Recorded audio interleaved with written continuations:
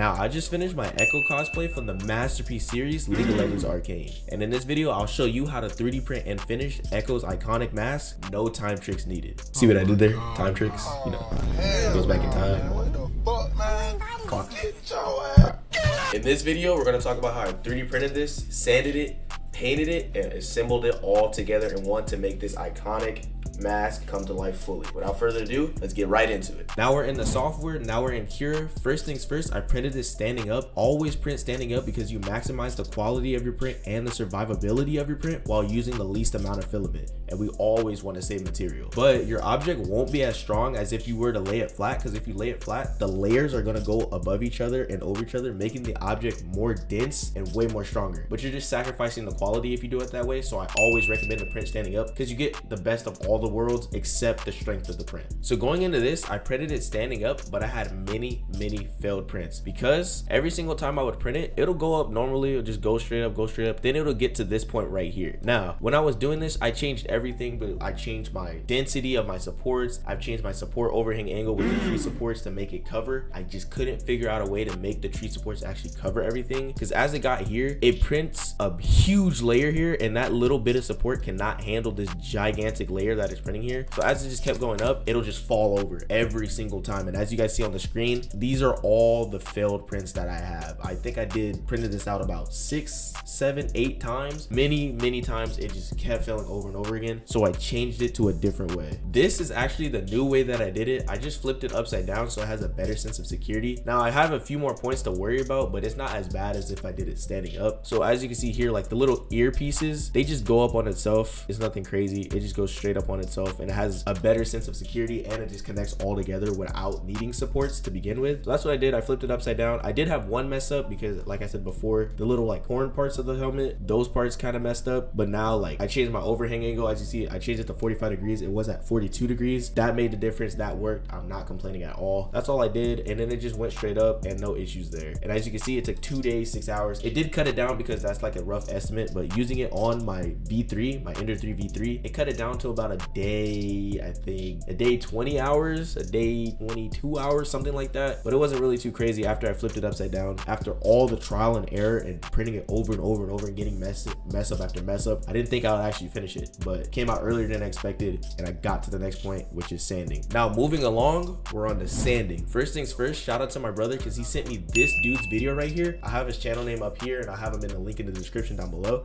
This guy told us a new way of sanding. It is no longer the normal way of starting at 150 then going to 240. This is the new way of sanding. Now what you want to do first is get you an 80 grit sandpaper. 80 grit, you want to start off with 80. Usually I don't start off with 80. Let's see if it focuses. Usually I start off with 120 to 150, but started with 80 grit. Then you can move up to either 120 or 150. It doesn't really matter which one you go up to. I like to hit everything in a straight line, so 120 to 150, but you want to get you some 120 grit sandpaper right here if it focuses. Boom. Then you want to go to 150. Now you can instantly go to 150 if you would like to. I'd rather not. Then you want to stop. Now this is the kicker right here. You get yourself some Bondo. Usually you'll Bondo it and keep it moving. No, this time you get the Bondo spot putty. There it is. And you mix it with clean strip acetone. You get yourself a Bondo, you get yourself acetone, you mix it to like a 2-to-1 ratio, more Bondo, acetone, mix it together, and it makes a runny Bondo substance. It's not as strong as full strength Bondo, but it's very good. It's going to run a lot. Make sure you have an area that you have clean because it gets everywhere. It gets everywhere. If you're going to do it outside, do it outside. If you're going to do it inside, make sure you hazmat your stuff and make sure you have like a quarantine zone for your stuff, because this stuff gets everywhere. And then the Bondo dries even faster with the acetone, so it's going to be impossible to get off your stuff. All you're going to do, it's going to run a lot, so you're going to want to lather, like say you have a prop like this, you're going to lather all over your print, and it's going to run a lot, so make sure you hit it with multiple coats. But it doesn't really matter because the Bondo dries almost instantly. As soon as you put the acetone and Bondo together on there, it's going to dry very quick, so you got to be ready. And get yourself like one of these paintbrushes from like Michael's Home Appliance, whatever. Get you a paintbrush. You're going to annihilate the paintbrush. Just make sure you get yourself a paintbrush to do that. Now once you're done lathering up your object with the Bondo and acetone mixture, you're going to want to go back out and sand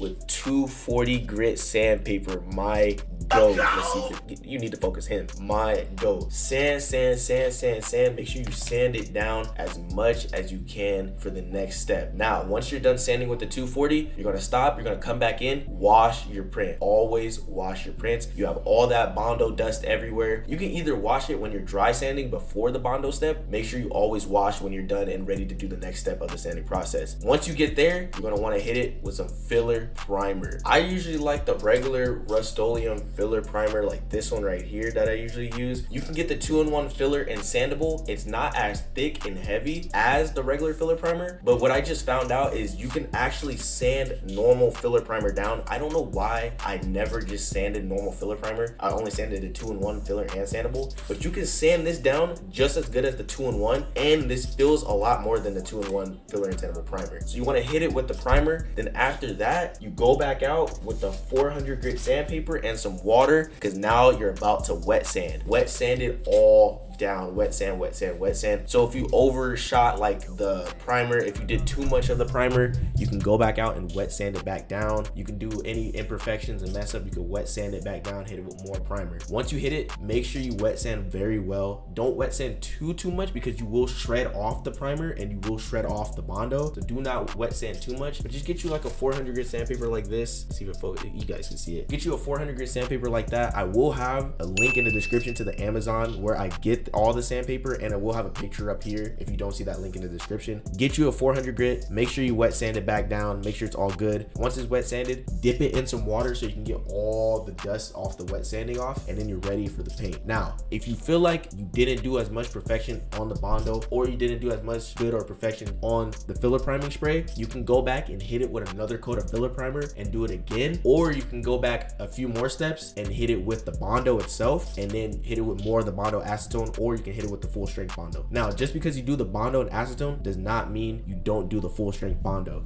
There's many times where you have spots where you like, because you're obviously doing this with not full strength, because the Bondo and acetone is going to make the Bondo weaker and not as fill as much as you will. So if you have some pieces like at the top there, like if you can see like where it's going to be like a little bit like broken and messed up, you can hit it with full strength Bondo and mix it together with the Bondo and acetone mix, and you could just all around just have it all filled as much as you need, as much as you want. And then, like I said before, if you have any imperfections and you went over, do not half-ass it. Go back, put more Bondo on, go back, put more filler primer in, and redo all the steps. And I promise you, your prints will look as smooth as you've ever got them, and it takes way less time to put the Bondo on as if you were to do full strength. You can get a big prop done in like 10 minutes. I've never seen some shit like that before, so make sure you do that. Also, I forgot to mention, when you do the Bondo and acetone mixture, get yourself some paper cups. Do not use plastic cups. Acetone will burn through the plastic. Acetone loves to chip away and burn through the plastic, so you will have a gigantic hole if you use a plastic cup. So use a paper cup, because these paper cups, any paper cup you use, it won't burn through, it'll settle in, and it'll be perfectly fine. Now, moving on from that, it's time to paint. First things first, as for the painting process, I got this Rust-Oleum Gold. If you guys are not new to this channel and you've always been watching my videos, you guys know I love this Rust-Oleum Gold spray paint. It's just a normal basic spray paint. It does the job perfectly well. It has a great shine. It's a great spray, and it's a great spread. I just love it all around. This is probably the best gold. Besides Montana Gold, this is the best Rust-Oleum Gold spray paint. This is the best gold spray paint in general that I've ever used. First things first, I got that gold. I did this part first, all the gold pieces, all the gold accents and accessories there. I did that first because I had to make sure that dried, and I had to mask it off. Get you frog tape masking tape. This masking tape is beautiful. It does the job perfectly. If you have your stuff dry, make sure, warning, make sure to always have your stuff curing and dry. If you peel it too early, you'll peel up the paint and it'll just make a huge mess, and you have to restart from square one. Make sure your stuff is cured, not dry to the touch, cured. It has to cure outside, or you can make it cure inside. It'll take a little bit longer, but make sure it's cured, so when you put the masking tape on, nothing happens. That's what I did there. Then after that, I hit it with some satin clear coat. This is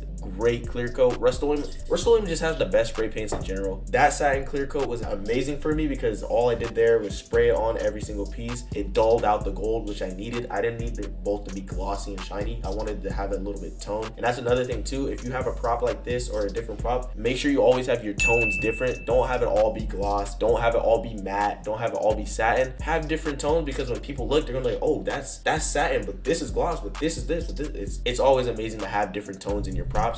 So that's what I did. I just masked off the entire thing. I got me some white gloss, bare white gloss paint. Again, if you guys are not new to this channel, you know I love bare white gloss, bare black gloss, bare black satin. Bare and Rust-Oleum are the two brands I love the most, the two brands that I always go to. I don't really use Krylon as much, and they don't really have the colors I'm always looking for, but Bare and Rust-Oleum are the two brands that I go for. Nothing crazy there. I have the masking tape still on. With the masking tape on, I just went over the whole thing with the white gloss, and that was it. That was it for the painting process. No clear coat for that as well. You can get a gloss clear coat. I don't know why I didn't put a gloss clear coat in there to protect the paint even more, because now I'm prone to scratches and all that. So if you do have a problem like that, make sure you get yourself some gloss clear coat and spray it over. It won't do anything. It'll just make it gloss and it'll make your paint be protected, because now my gold is protected, but my white is not protected. So I'm prone to scratches and all that. Now, last but not least, we got the assembly of it all. And I can't thank my brother enough, because he's the one that actually helped me assemble most of it. And he did most of the work, I'm not even gonna lie, with the assembly, because he is a master of what we did. Some like clips laying around, and we made it adjustable. Now, we were just gonna do a normal strap and it was gonna slide up and down, but that's the only route we thought we could take. He figured out how to do these adjustable straps. First things first, we glued this right here and glued both of these, and then we put the strap inside like a backpack strap, and now it's like adjustable. We can pull it up and down, and then we have both of the clips. And what we can do here is just straight up clip it together. So when it does, boom, clip it together. Now he said the reason why we clipped it like that, if one side is loose and the other side isn't, now we can adjust both sides to have it both adjustable. And my hood is actually over. When I was wearing the cosplay, the hood was actually over my head, so you couldn't even see the back of my head, so I can just adjust it accordingly. And that is how we did the assembly. Now, what we did was we got some E6000 glue. We also got Loctite. You know what I say about Loctite. Loctite, if you've seen this video, come on, man. Where my sponsorship at? I love y'all. Just give me at least one sponsorship. Like, come on, like slide me a little sponsorship there. Come on, you know what? Send me some free Loctite. I would have. We got some E6000. Now, we did both E6000 and Loctite to make sure everything stayed together. In the next videos, you will see how much we use E6000 and Loctite together to make everything stay. Those two are pivotal factors if you want your stuff to be safe and assembled. Do not use super glue. Use Loctite and E6000. All we did was spread the E6000. It gloops up a lot when you use it, so you have to make sure you have an even spread, and then it takes a longer time than the actual glue to dry, so you gotta let it sit and let it dry and give it some time. Then we put the Loctite all around the corners. Y'all know about the Loctite. We put that Loctite around the corners. We stuck it in. We made sure it burns into the plastic, because Loctite likes to burn into the plastic and mend it together. And once it was dry, it's never coming off again.